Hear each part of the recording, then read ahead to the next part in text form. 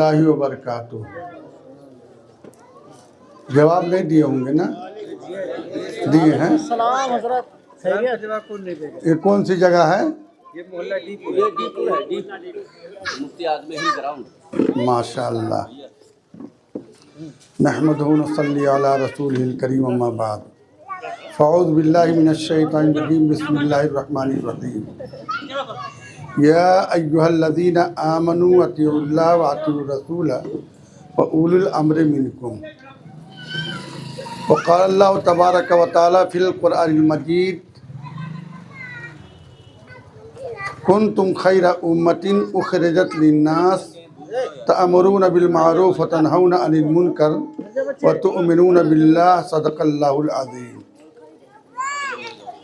محترم حضرات، یہاں کے لوگ یہ محسوس کرتے ہوں گے کہ ایک عالم دین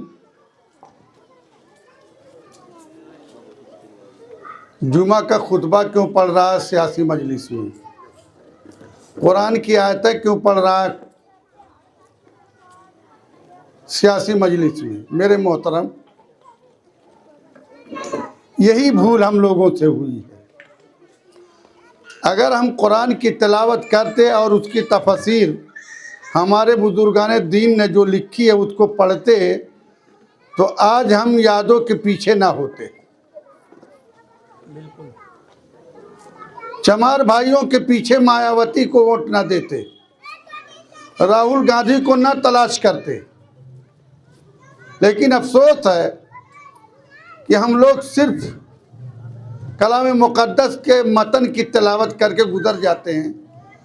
یہ نہیں دیکھتے کہ کلام مقدس جو سب سے بڑی کتاب ہے، سب سے بڑی نبی پر نازل کیا ہمارے رب نے، یہ ہم سے کہہ کیا رہا ہے.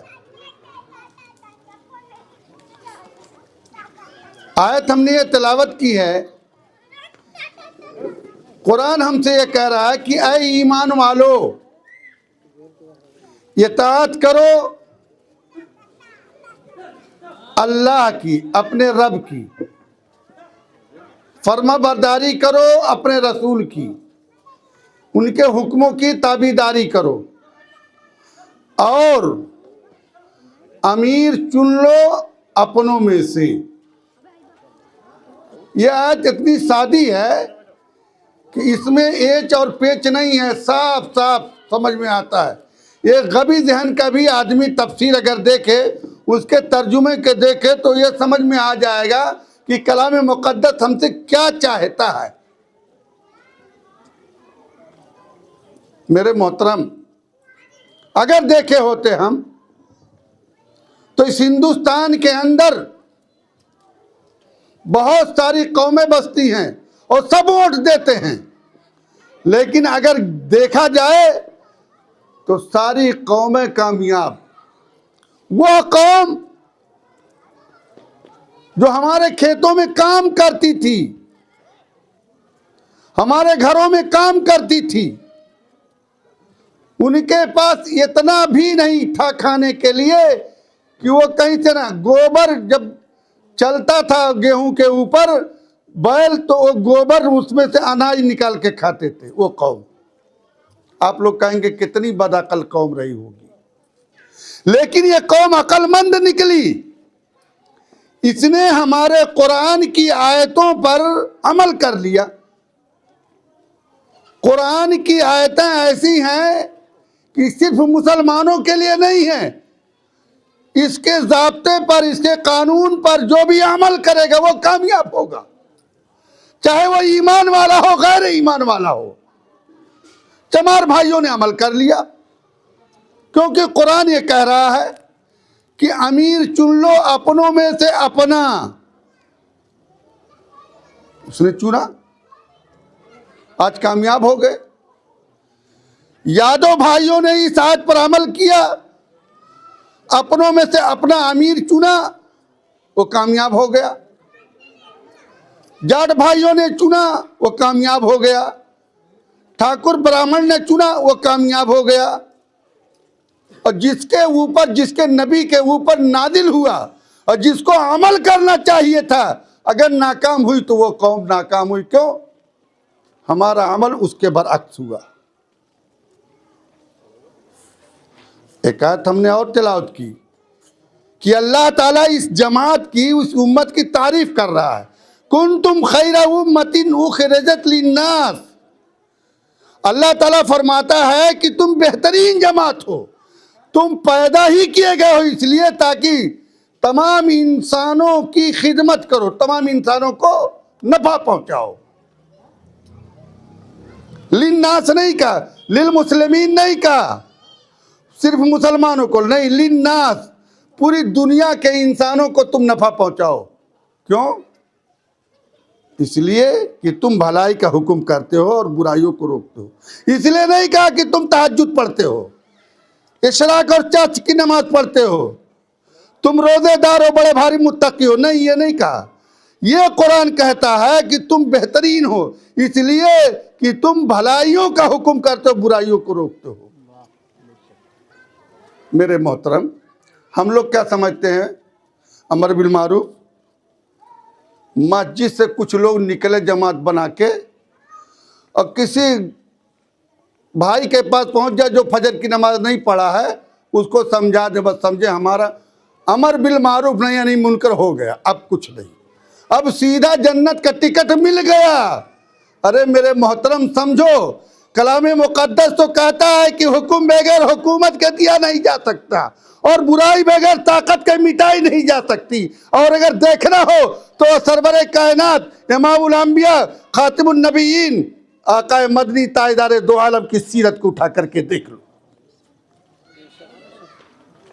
13 سال تک آپ مکی زندگی میں محنت کرتے رہے اور جتنا ہی زیادہ اسلام کی خدمت کرتے رہے، تبلیغ کرتے رہے، اتنا ہی کفار مکہ، مشرکین مکہ ستانے میں کوئی قطر باقی نہ رکھتے.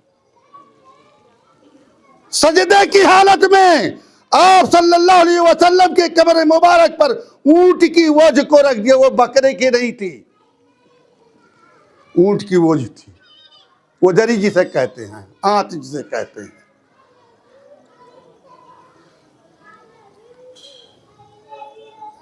اے میری قوم کے لوگوں،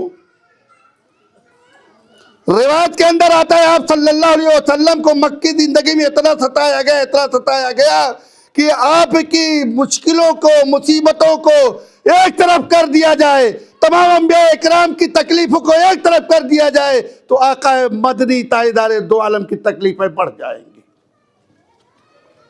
13 سالہ زندگی میں کتنا ایمان لائے؟ 83 یا 87 لوگ. کیوں؟ اس لیے کہ مکی زندگی میں آپ کمزور تھے، حکم دے رہے تھے، سمجھا رہے تھے، لیکن طاقت ابو جہل کے ہاتھ میں تھی، ابو لہب کے ہاتھ میں تھی، شیبہ عتبہ کے ہاتھ میں تھی، ابو سفیان کے ہاتھ میں تھی، آپ کی نہیں چل رہی تھی. جب آپ نے اپنا محبوب خاندان اور اپنا محبوب وطن چھوڑا، لبیک کہہ دیا، لبیک کہہ کے آپ ہجرت فرما گئے مکہ چھوڑ کے مدینہ. آپ جب سرکار مدینہ بنے تو وہی مکہ کے لوگ جنہیں 13 سال تک اسلام سمجھ میں نہیں آیا تھا، 10 منٹ میں سمجھ میں آ گیا. سن 8 ہجری میں جب آقا مدنی حضرت خالد کو لے کر کے اور جب قبضہ کر لیا اور جب فتح کر لیا تو 10 منٹ میں اسی سفیان کو اور بڑے بڑے پہلوان کو 10 منٹ میں اسلام سمجھ میں آ گیا، کیونکہ جان چکے تھے کہ حضور کے ہاتھ میں وہ امام الانبیاء، خاتم النبیین والمرسلین، تاجدار مدینہ بن چکے ہیں، اب کمزور نہیں ہیں. کیوں میرے بھائی؟ طاقت ہی تو تھی. اور 10 سالہ زندگی بڑے بڑے جو ہے حکومتوں کو سرنگو ہونا پڑا. اسلام کی وہ طاقت تھی. اس لیے میرے محترم، جب تک کی طاقت نہیں ہوگی تب تک حکم نہیں دیا جا سکتا، برائی نہیں روکی جا سکتی. اے میری قوم کے لوگوں، لیکن یاد رکھو، سب کچھ ہونے کے باوجود آقا مدنی کبھی کسی کی حمایت نہیں کی. ابو جہل کو جتانے کے لیے کبھی ابو لہب کا ساتھ نہیں دیا اور کبھی عتبہ اور شیبہ کا ساتھ نہیں دیا. آپ صلی اللہ علیہ وسلم آقا آخری نبی ہیں، آدم علیہ السلام سے لے کر کے حضور تک، اور حضور سے صحابہ ابو بکر صدیق رضی اللہ تعالی عنہ سے لے کے ایک ادنا صحابی تک کسی نے کبھی کسی کی حمایت نہیں کی، اگر کی تو اپنی قیادت کی۔ اگر جائزی طریقے سے ابو بکر صدیق رضی اللہ تعالیٰ عنہ نے اگر جھنڈا اٹھایا ہے تو اپنا جھنڈا اٹھایا ہے، عمر فاروق رضی اللہ تعالیٰ عنہ نے اگر جھنڈا اٹھایا ہے تو اپنا جھنڈا اٹھایا ہے، اپنی قیادت کی ہے۔ عثمان غنی نے اگر کی ہے تو اپنی قیادت کی ہے، اور علی مرتضی رضی اللہ تعالیٰ عنہ نے اگر کی ہے تو اپنی قیادت، اپنا جھنڈا، کسی کے سامنے نہیں جھکے۔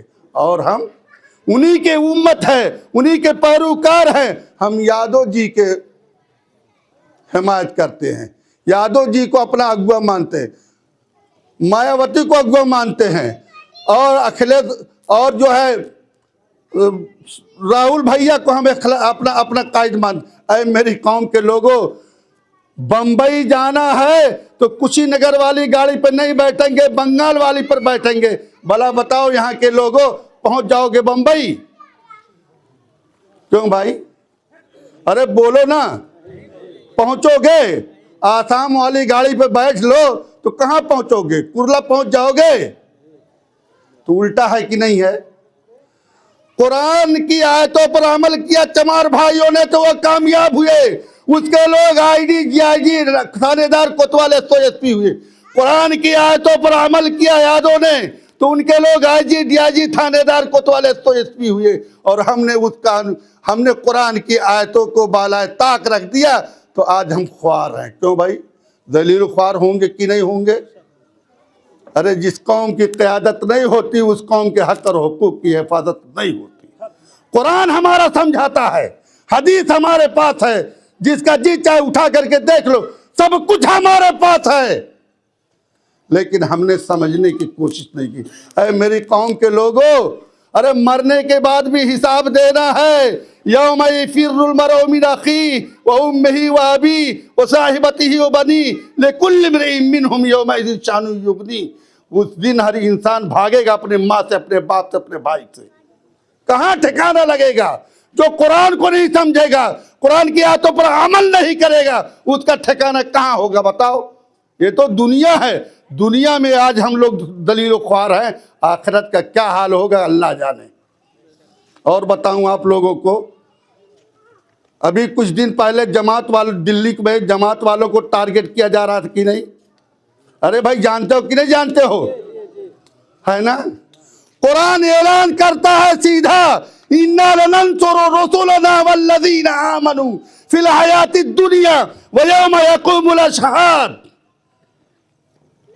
اللہ اعلان کر رہا ہے کہ میں ضرور مدد کرتا ہوں اور کروں گا ان لوگوں کی جو ایمان لائے اور اپنے رسولوں کی۔ کہاں؟ فی الحیات الدنیا، دنیاوی زندگی میں، ویوم یقوم الاشہاد، اور جس دن کی گواہ کھڑے ہوں گے، یعنی قیامت کے دن۔ پھر ہماری دعا کیوں نہیں قبول ہوئی؟ ارے بھائی کئے وقت کی نماز پڑھتے ہو؟ 5 وقت کی نا، جماعت والے 8 وقت کی پڑھتے ہیں۔ یہ شراغ بھی، چاشت بھی، اوابین بھی پڑھتے کہ نہیں پڑھتے؟ اور تہجد میں اتنا روئے کہ مصلی بھیگ گیا۔ ارے میرے محترم پھر قبول کیوں نہیں ہوئی؟ کہ وہ دعائیں آپ کو آپ کے منہ پہ مارتی گئی، اس لیے کہ ہمارا کام ہی الٹا تھا۔ دعا کیا کر رہے تھے؟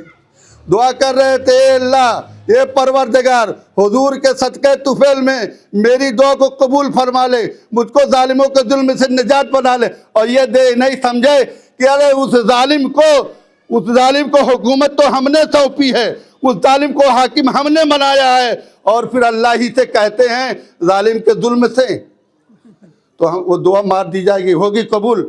اللہ کہتا ہے کہ قبول ہو۔ ارے بھائی، ان اللہ لہ ملک السماوات والارض یحیی ویمیت وما لکم من دون اللہ من ولی ولا نصیر۔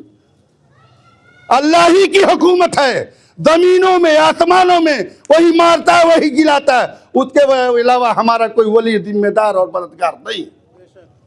پھر کائے کو نہیں قبول ہو رہی تھی بھائی؟ اس لیے کہ ہمارا کارنامہ الٹا ہے، ہم نے کام جو کیا ہے وہ غلط۔ ہم تسبیح پکڑ لیے، हम मुसल्ला पकड़ लिए, हम कलाम मुक़द्दस पकड़ लिए। अरे हुजूर की जो सियासी जिंदगी गुजरी है, उस हदीस को, कुरान की आयतों को हमने बालाए ताक रख दिया, इसलिए हमारी दुआएं हमारे मुंह पे मार दी जाती हैं। तो भाई चाहते हो कि अब बकिया जिंदगी हमारी कायदे से गुजरे, चाहते हो तो इसके लिए क्या करना पड़ेगा? अपने कायद को पहचानना पड़ेगा। जिस तरीके से चमार भाइयों ने पहचाना, यादव भाइयों ने पहचाना, जाट भाइयों ने पहचाना, जाटों ने पहचाना, अपनी पार्टी को, अपनी जमात को, अपने कायद को हमें भी पहचानना होगा। कितने लोग पहचानेंगे भाई? जरा हाथ उठाएं तो। कुछ लोग अब भी कहते हैं हमने लोगों का मतलब लाई है। अरे भाई अगर मतलब होता तो वो भी हाथ उठाते। मेरे मोहतरम याद रखो, बाबरी मस्जिद अपनी जगह पर है, ताज़ा ताज़ा मामला आ रहा है। अभी देख लिया 6 बिल्डोजर मस्जिद पर लगा हुआ था। उस मस्जिद को ये जमाल नासिर वहाँ पढ़ के आया है, मस्जिद जुमा में भी पढ़ा और कई नमाजें पढ़ा है, और प्रोग्राम भी पीस पार्टी का वहाँ किया है। इसी तरीके से संभल की मस्जिद, वहाँ भी मैं नमाज पढ़ा हूँ, वहाँ की मस्जिद मेरी देखी हुई है। ऐ मेरी कौम के लोगों, कोई ऐसा नहीं होगा जिसका दिल ना जल रहा हो। अरे मस्जिद नहीं खोदी गई है, हमारे लोगों को हमारे दिलों को खोदा गया। मेरे मोहतरम याद रखो, आज भी अगर ना तैयार हुए, मेरी एक ख्वाहिश है आप लोगों से, जो हुआ वो हुआ।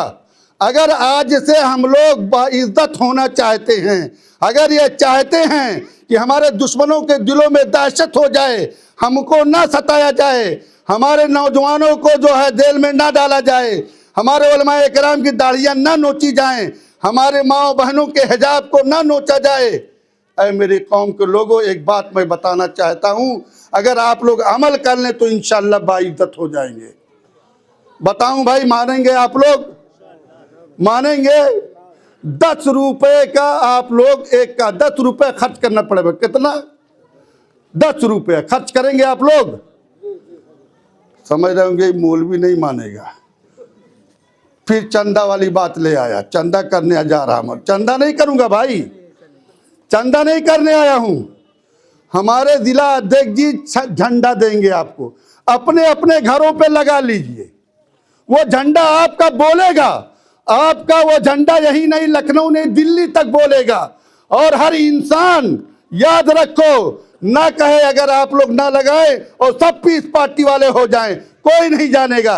लेकिन अगर अपने छतों पर आपने झंडा लगा लिया, याद रखिए वो झंडा दिल्ली तक पुकारेगा। मेरे मुल्क तो भाई तैयार है इसके लिए? अरे हाथ उठाओ तो मेरे मोहतरम, हाथ उठा के कहो इंशाअल्लाह जरूर लगाएंगे। अल्लाह अल्लाह के रसूल का वास्ता दिए हैं, इंशाअल्लाह कह दिए, लगाएंगे ना? ये जिला अध्यक्ष जी झंडा देंगे इंशाअल्लाह। 10 रुपये दे करके लगा लेना। 10 रुपये इसलिए नहीं, उसकी कीमत है, इसलिए कि जिस चीज़ में पैसा लगता है उस चीज़ की अहमियत लोगों के दिलों में बैठती है। और बिला वजह बगैर पैसे के अगर अध्यक्ष जी दे दें तो लैया को साइकिल पोछे लगी है। झंडा लगाने के बजाय वो उसे साइकिलिया पोछने तक शुरू करें। गलत ना मानिए। और अगर पैसा लगाएंगे तो इंशाल्लाह ले जा करके फौरन लगाएंगे। जिला अध्यक्ष जी खड़े हो जाएं तो ये देखिए, ये देंगे झंडा इंशाल्लाह। इसी पे मैं अपनी बात खत्म कर रहा हूँ। अस्सलामु अलैकुम।